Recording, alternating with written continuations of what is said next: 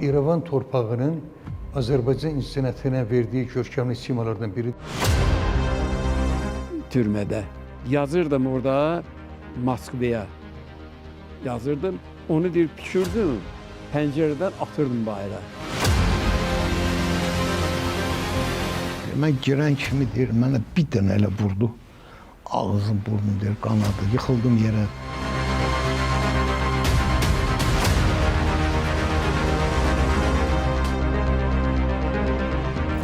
Həyat bir nemətdir. Həyat Tanrı qarşısında borcdur. Həyat doğruları ilə, yanlışları ilə gedilən bir yoldur. Həyat həm də bir tamaşadır. Elə bir tamaşa ki, ömrümüzün müxtəlif vaxtlarında janr müxtəlifliyi ilə öz ömrümüzə rəng qatırıq.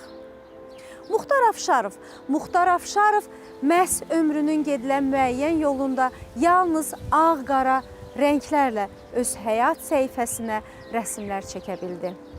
Və bu məcazi mənada dediyimiz rəsmdə Muxtar Afşarovun keşməkeşli həyat yolunun bir səbəbi var idi. Çünki o bir qərbi Azərbaycanlı idi. Çünki o vətən niskilinin nə olduğunu yaxşı bilirdi.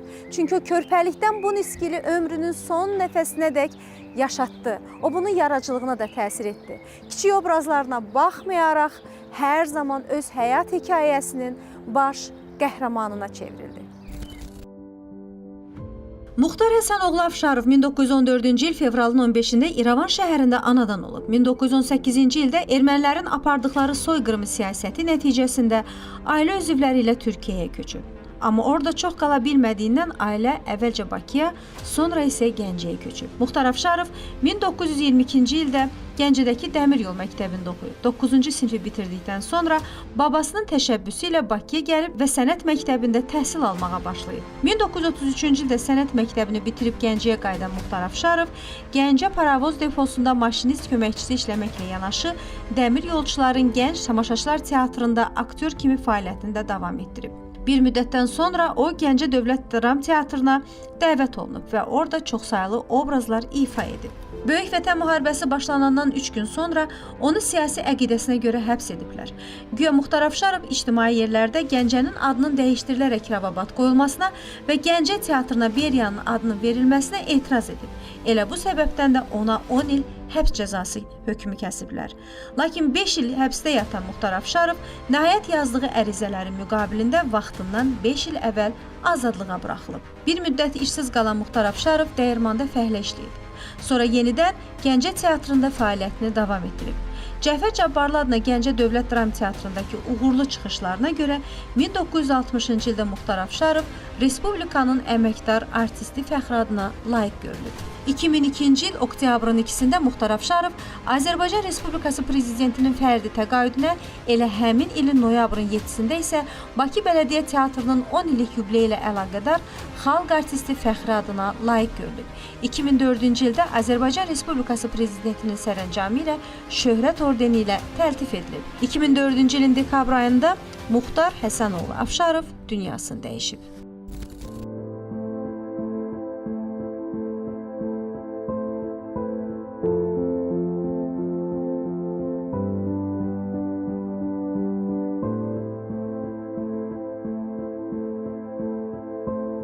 İrəvan torpağının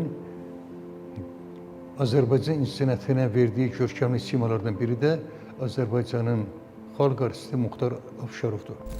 Mənim atam Azərbaycanın xalq artisti Muxtar Afşarov 1914-cü ildə İrəvan şəhərində doğulmuşdu.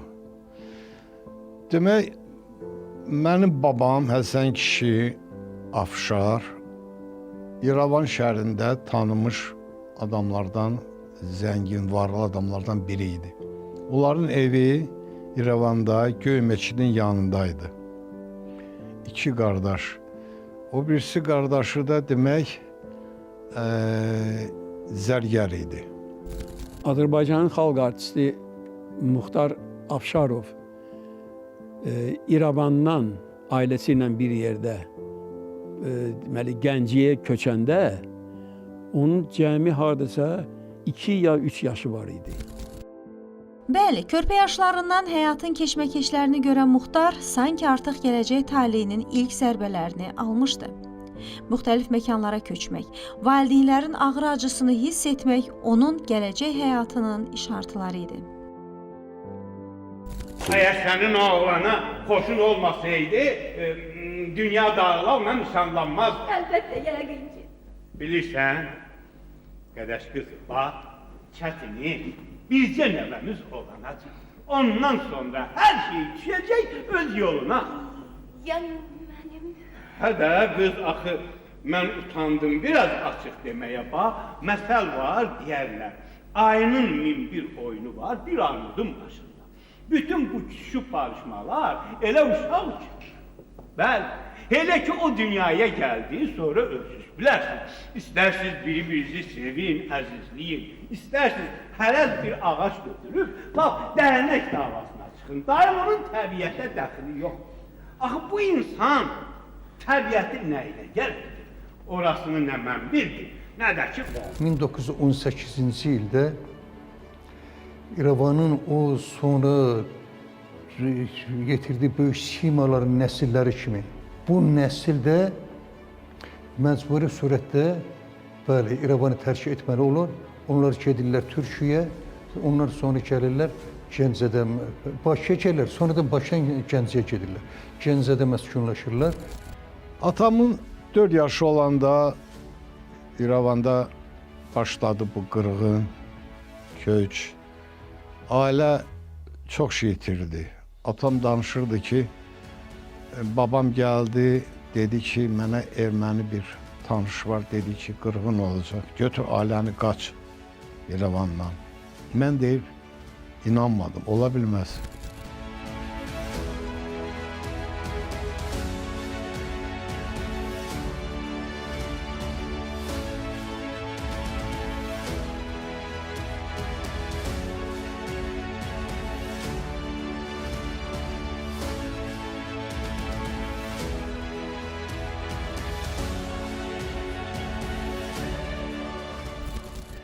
Sakitlik idi falan, həyat normal idi. Bu gedir böyük qardaşın yanına, babam deyir belə-belə. O da inanmır, deyir, hə, bu boş söhbətlərdir, elə şey yox. Amma hər ehtimala qarşı babam ailəsini gecə ilə götürür və Karsa, Türkiyə gedirlər, qaçırlar. Bir həftə keçir, 10 gün keçir, sakitlikdir. Sonra deyir, bir qırğın başladı. Ermənilər Rus Kazaklarla bir yerdə, bunu gərək deyəsən, tək erməni, Ruslar da bunları kömək. Demək, İrəvanda qan su yerinə axdı. Camaatı elə qırdılar.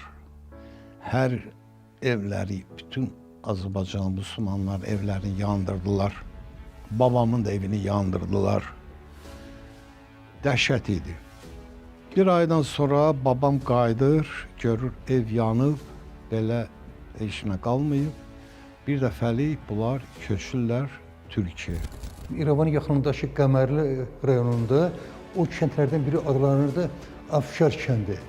Bax, həmin bu 1000 illik tarixə olan malik olan bir o tayfanın, bir o qəbilənin, bir nəslin köküdür ki, gəlir və bu gün də o adları Afşarovlar nəsli İrəvanda kök salmışdı və məşhur da bir nəsil idi. Bax, bu nəsildən, bu tayfadan biridir. O dövrlər bir sıra müqtədir sənətkarlar, ictimai xadimlər, İrəvanın işıqlı aydınları mənfur qonşu xəyanəti ilə üzləşirdilər. Reallığa nə qədər inanmasalar da, lakin acı həqiqətlə üz-üzə idilər və vəziyyət öz sözünü deyirdi. Elə babamın bu ağır həyatı elə bu 4 yaşından başlayır. Karsdan gəlirlər, sonra Azərbaycana, Tovza, Tovuzdan gəlirlər Gəncəyə. O vaxt Kiravad idi. Orada məskunlaşırlar. Atam kasıbçılıqla, çox çətin əziyyətlərlə, babam rəhmətə gedir. Bütün ailənin demək, problemləri, çətinlikləri atamın, əmimin üstündədir.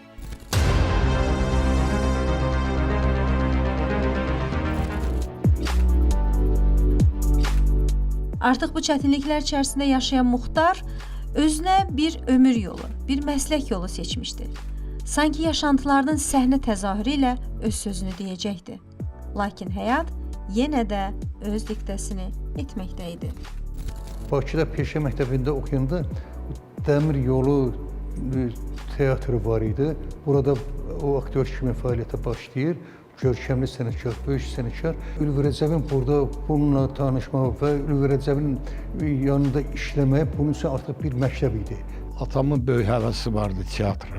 O dərnəyə gedirdi. Artist olmaq istəyirdi. Və Kirabatda dəmir yol demək mədəniyyət evində artist kimi fəaliyyətə başlayır. Onun da müəllimi, birinci müəllimi olur məşhur artist Ülvi Rəcəb, rejissor. Bu görür ki, bu çox istedadlı oğlandır, uşaqdır, atam cavan idi. Onu Kirabat teatrına məsləhət görür ki, da bu profesional teatrında işləməyə. Günlərin bir günü bizim əsas teatrımız olan Azdramanın deməli görkəmli rejissorlarından Tofiq Kazımov tez-tez gedirdi şəhərlərə, rayonlara və tamaşalara baxırdı. Gəncəyə də o gəlir bir neçə dəfə və sonuncu dəfə gələndə Muxtar Afşarovu rolda görəndə çox bəyənir. Görür ki, bu adamın o potensial qüvvəsi çox böyükdür və ona görə onu dəvət edir Bakıya ki, gəl Bakıda işlə yenən. Və beləliklə də Muxtar Afşarov Bakıda başlayır işləməyə. Xırda rollarda və sonra da böyük rollara keçir. Çox populyarlıq qazanır həm də. Oradakı dilrüba güllər, çiçəklər, anam, bülbüllərin səsi mənə Təbrizdəki bağçamızı xatırlatdı. Muxtar Afşarovun müasirləri onu mülayim xasiyyətli, yumşaq ürəkli kimi xarakterizə edirdilər. O istedadlı və cana yaxın adam, lakin məqamı gələndə öz sözünü deyə biləcək cəsarətə sahibdir deyirdilər. Vətən və təəssübkeşlik mövzusu gələndə Muxtar Afşarov heç cürə susa bilməzdi. Özü də heç nəyə baxmayaraq. Demək, o vaxtı da teatr kollektivini yığırlar. Raykomdan, nə bilim, yuxarıdan gəlirlər bu iclasa, nümayəndələr. Elan edirlər ki, Kirabat Dövlət Dram Teatrına Beriya adını verək. Bu ot tutur yanır ki, necə labirenti Beriya. O hara, o teatr hara, onun teatra nə daxlı var? Teatrda işləyən erməni gedir NKVD-yə xəbər verir ki, orada filan kes Muxtar Afşarov əleyhinə oldu. Gecə saat 3-də, 4-də gəlirlər, atamı aparırlar. 10 dəqiqə məhkəmə gedir, 3 nəfər, o vaxt troyka deyirdilər, 3 nəfər hakimlər. Baxırlar bunun işinə, 10 il. Və bu Beriya ki, etiraz elədi, buna görə 10 il verdilər. Kirabatdan gətirirlər Gəncədən Bakıya. Demək, başlayır babamın bu siyasi dustaq həyatı. Çox ağır olur, çox çətinliklər, elə şeylər danışırdı. Danışırdı mənə ki, mən deyir, əlimi kağız keçəndə türmədə yazırdım orada Moskvaya. Yazırdım, onu deyir, pişirdim, pəncərədən atırdım bayıra. Arasına da 3 manat pul qoyurdum. Onu götürən adam 3 manata görə mənim bu məktubumu qoysun konvertə göndərsin Moskvaya. Bu məktub gedir, çatır Stalindən. O adam aparıb poçta salır, gedir Kreml Stalinə. Stalinin qolu ilə mən o məktubu görmüşəm, üstündə yazılıb. Osvobodить Stalin, azad edilsin Stalin. Və kağıza görə 5 ildən sonra o biri 5 illiyi məni bağışladılar. Yəni onun yerinə 5 il yatır. Babamı çağırır, rəis, oranın qoca Rusudur, deyir. Kök adam idi. Mən girən kimi deyir, mənə bir dənə elə vurdu. Ağzım, burnum deyir, qanadı. Yıxıldım yerə, başladı deyir, məni sapoqla vurmağa. Sən nətər məktub yazmışsan Stalinə. tür yazmışam dənə, ben ətər göndərmişəm. Bu mən alma gəlmir, nətər buradan məktub çıxa bilərdi. Ya məcburdur buraxmağa. Arvadı deməli oturub gözləyir bunu. Qaynana deyir buna ki, baxın ha, sözə baxın. Qaynana buna deyir ki, qızım sən cavansan. Bu da yatır türmədə. Özü siyasi baxışla tutublar bunu. Bilinmir bu nə vaxt gələcək. Sən cavansan, özünü qurban vermə yenə. Mən icazə verirəm sənə. Sən ayrıl, get başqa bir adama. Xoşbaxt ol. Bu deyir ki, ömrümün sonuna qədər mən gözləyəcəyəm Muxtarı. Gəlir kiravada, gəlir deyir gəldim, belə hasardan baxıram, evimizdir. Səhər açılıb, nənəm deyir, əlində süpürgə, məhləni süpürür. Nənəmi də ürək xəstə idi. Dedi, birdən məli qəflətən girsəm evə, məliyə. Nənəm, mamam deyir, məni görər, bir şey olar. Deyə mən nahar, bir də görüm qonşum gəlir. Qonşum, getdir, muşduluq al mamamla, denən ki, Muxtarı buraxıblar, bir sabah gələcək. Bu da gedib deyir. Deyəndən sonra nənəm deyir, süpürgəlindən düşür, qışqırır. Ay, Muxtarı buraxıblar, gəlir. Bu gedəndən sonra bu qonşu, babam gedir. Beləliklə Muxtar Afşarov üçün yeni həyat başlayır və bu həyatda onun xoşbəxt ailə tablosu həm də yaradıcılıq ahəngi ilə zənginləşir.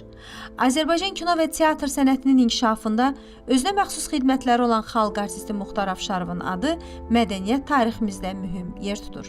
Onun zəngin yaradıcılığı kino və teatr tariximizdə ayrıca bir səhifəyə çevrilir. Muxtar Afşarovun adı çəkiləndə gözlərimiz qarşısında sevə-sevə seyr etdiyimiz onlarca tamaşadan maraqlı epizodlar canlanır. Bu nədir? Kağız doldurmuşsan, konfet kutusuna yanıncan gəzdirirsən. Deyəsən sənin başın biraz... Qalx! Qalx! Qalx! Hə, mənə də elə bu xalça lazımdır. Sür! Sür! 1989-cu ildə yenidən qurma prinsiplərinə əsasən 60 yaşdan yuxarı sənətçilər işdən azad olunmalıdır əmri ilə Muxtar Afşarovu işdən azad edirlər. Deməli, teatrın rəhbəri Həsən Ağa Turabov çağırır onu kabinetinə. Deyir ki, Afşarov nə müəllim, nə yoldaş, nə də Afşarov, sən teatrdan gedirsən. Bu ona çox pis təsir edir və bunu duyan Amalə Pənahova 1992-ci ildə onu Bakı Bələdiyyə Teatrına dəvət edir. Və Muxtar Afşarov orada bir sıra obrazlar yaradır. Nəriman Nərimanovun Nadir Şah, Cəfər Cabbarlının Dönüş kimi əsərlərindəki obrazlar tamaşaçı rəğbəti qazanır. 1996-cı ildə Mədəniyyət Fondunun nəzdində Sönməyən Ulduzlar teatrı yaradılır və Məmməd Kamal Kazımov onu Solğun Çiçəklər əsərinə dəvət edir. Oradakı Əbdüləmi obrazı ilə Muxtar Afşarov çox saylı tamaşaçıların rəğbətini qazanır. Vəkil Kərim bəy deyir ki, hər iş öz qaydası ilə gedir. İşlər laf yaxşıdır. Deyir ki, axundlar məhkəməyə getməyə razılıq veriblər. Qonşular da deyib ki, biz öz axıtlarımıza sadiq qaldığımız üçün məhkəmədə şahidlik etməyə hazırıq. Kərim bəy dedi ki, birisi gün inşallah işə baxılacaq. Əbdüləmi, mənə kağız qələm ver. Bəli, Muxtar Afşarov əsərlərdə böyük rollarda baş obrazları ifa etmədi. Lakin müsbət və yaxud mənfi surətlərdən asılı olmayaraq, onun oynadığı kiçik obrazları peşəkarcasına yaratması Muxtar Afşarovu tamaşaçılara sevdirdi. Rejissorlar ondan tam istifadə eləmədilər. Başa düşdünüz? O atam olsa da mən yenə deyirəm, o böyük aktyor idi. Artistlərdə var axı, paxıllı, o rolu mən istəyirəm, onu vermə. Əksinə, o olurdu, o rolu deyir ki, mən imtina edirəm. O rolu məndən yaxşı oynayar.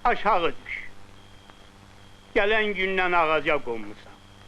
Ha bala, bir də görüm axı, sən nə vaxta qədər tərslik eləyəcəksən? Ayə də düş aşağı, düş! Adam balası ol. Vallah, billah, axırda cəmaat sənə quş qasım deyəcək. Muxtar Afşarov Şərif ordeninə layık görmüşdü. O Şərif ordeninə layık görmüşdü. 2002-ci ildə Respublikanın xalq artisti adını almışdı və 2004-cü ildə 90 yaşında oktyabr ayının 6-sında dünyasını dəyişmişdi.